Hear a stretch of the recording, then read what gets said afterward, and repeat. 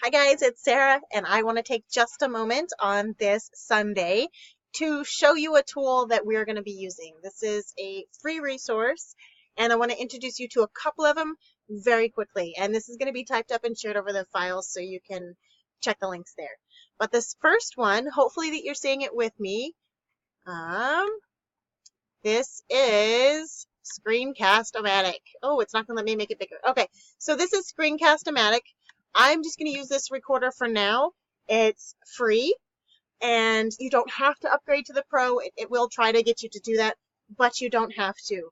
Now, this screen recorder allows you to both record your screen and, as you can see, your face as well. And so I really like this one. It's nice, it's easy, it's free. Diane Hockman recommended that I use it, and it's the one that I'm using for right now. Maybe later I will choose to upgrade, or I will go with a different one that has more features. But for right now, this does everything that I need it to do. The other thing I want to show you is PicMonkey, and I'm showing you again, I'm showing you things that I use right now. So PicMonkey, how's it gonna work? Oh, I'm still logged in. Oh, look. Okay, so it's logging me in. PicMonkey is one that I have personally already chose to upgrade. So I have their upgraded version. And the reason I did that is because I think they weren't allowing you to save them to your computer anymore. So they kind of forced you to do it. And I honestly can't remember how much it was. It was very cheap. I want to say like $29.99 a month. I mean, for the year or something like that. But so the screen recorder uses Screencast-O-Matic, the image creator. So the tool that I use to create the cover photo for my Facebook group, for the images that go on my blog, for the images that go to my social media, for just tons of things on my computer. Now this is a resource that I use on my computer, not my phone. This is the one that I go to. This is the one that I use. All right, so I have shown you PicMonkey and Screencast-O-Matic. Next, I'm going to show you Aweber.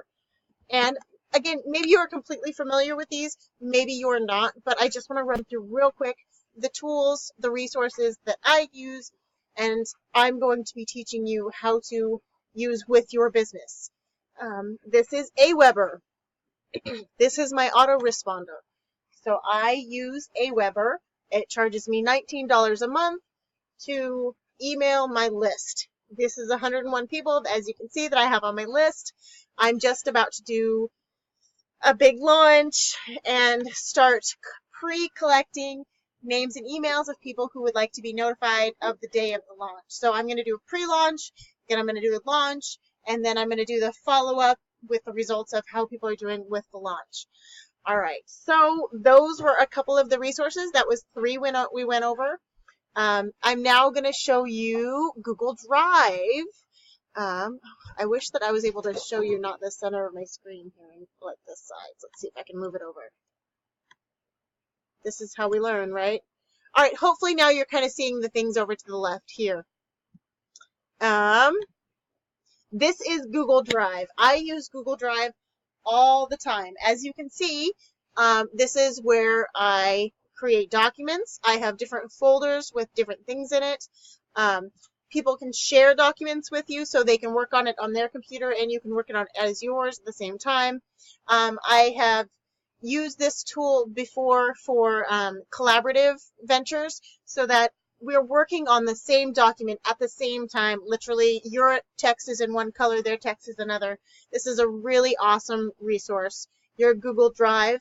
And with your Google Drive, you also have access to, you know what, I'm not going to do this one because I'm not that brave, but I have linked my phone with my Google so that I can use my phone to access and record and type into the documents that are all right here on my computer. So it's the same program basically on my phone. Now I have linked my phone to my Google Photos. So every time I take a photo, it is automatically linked to my Google account. So I don't ever lose photos. If I lose my phone, I don't lose anything because it's linked to my Google account. And also I can come here and pull up my photo gallery and be able to upload that right to my PicMonkey to use to edit the photographs that I was just taking on my walk with the kids, or at the arcade with the kids, or swimming with the kids, or whatever content collection I did while I was spending valuable quality time with my kids. And it's that kind of mom tasking, it's that kind of multitasking that I'm really going to be focusing on when we get into our time management. Because when we use technology, when we use these resources to our advantage, they really can set us free. Now, there's the complete opposite end of that spectrum where we can allow these types of things to completely control us. And I struggled with that in the beginning. I was on my phone all the time, and my oldest son started trying to tell me, and started very clearly telling me, Mom, I don't like it that your phone is out all the time. Mom, I don't like it that you are always on your phone when we spend time together. So now I have set clear boundaries so that my phone is not always out. Sometimes we will go, like when we went to the snow, when we went swimming, my phone didn't even come out of the car. It didn't go into the community center. It didn't go to the locker rooms. It didn't come into the pool. You know, I don't have any pictures of us spending time together, but I spent really good time with my kids. All right, so I have shared with you 4 resources. A screen recorder so that you can record what you're doing on your computer, as well as your face, so that you can teach people things. I shared with you PicMonkey, which is the computer version of how I edit my images. And I showed you Aweber, which is my autoresponder, how you will email and communicate with your list once we start collecting it. And I also showed you Google Drive, as well as your Google Photos. So those were 5 resources there. I'll get those all typed up, shared in the group. If you got value from this, please comment below, value, value, value. And even better still, specifically tell me if you are already using one of these resources, if you started using one of these resources based on this training.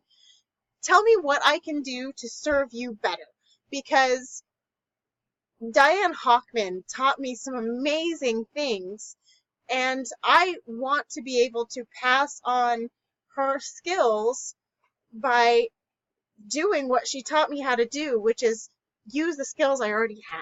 I know how to do this stuff because these are the tools that I use every day, all the time, and I bounce between them quickly, and they're getting me the results that I want to share with you.